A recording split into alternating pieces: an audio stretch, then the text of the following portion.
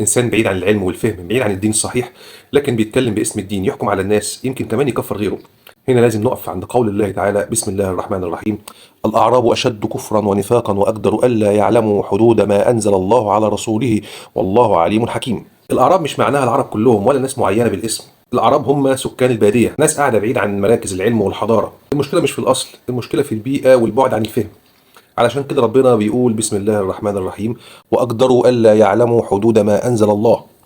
يعني هم أقرب لعدم الفهم، مش لأنهم وحشين بالفطرة. طب هل الأعراب دول مش موجودين دلوقتي وكانوا موجودين بس زمان؟ للأسف لا. النهارده عندنا نسخة حديثة من نفس المشكلة.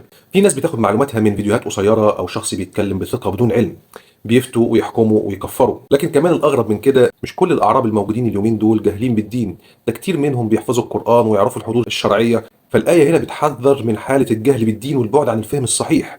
يعني الخطر الحقيقي هو الجهل زائد التحدث في الدين بدون علم. فعشان كده بنوجه رسالة لينا وليكم إن لازم نتأكد قبل ما نتكلم، لازم نقرأ ونسأل أهل العلم، ونفكر قبل ما ننشر أي حكم فتوي. وارد إن احنا نغلط، وارد إن احنا نقول حاجة عن جهل، إنما الإنسان في الآخر مش ملاك ولا مرسل، لكن احنا بنحاول إن احنا ندور على الحقيقة وبنحاول نشوف الصح إيه وبنحاول نقوله.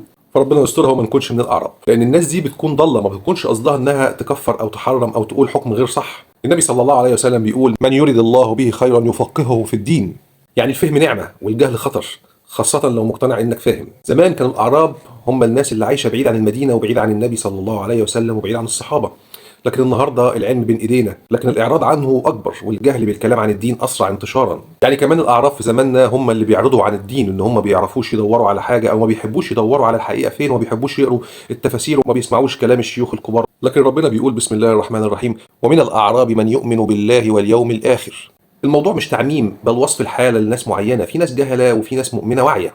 لكن هنا السؤال: هل انا بتعلم الدين صح؟ هل بفهم قبل ما احكم؟ شوف اللي بيحصل حوالينا، جدالات دينيه على السوشيال ميديا، تكفير وتحريم بدون علم، نشر فتاوي خاطئه، كل ده سببه الجهل زائد الجرأة على الكلام بدون علم. كله بيتكلم من ورا الشاشات ومش خايف من حاجه، انما ده للاسف ممكن يضل ناس كتير. اخطر حاجه ان الواحد ما يشوفش نفسه مخطئ، شايف نفسه مدافع عن الدين لكنه في الحقيقه بيضر بالدين بدون قصد. ربنا بيقول: بسم الله الرحمن الرحيم: والله عليم حكيم. العلم وحده مش كفايه، لازم حكمه في استخدامه. هل اخر مره سمعت معلومه دينيه هل اتاكدت منها ولا شاركتها على طول؟ ربنا بيقول: بسم الله الرحمن الرحيم: فاسالوا اهل الذكر ان كنتم لا تعلمون.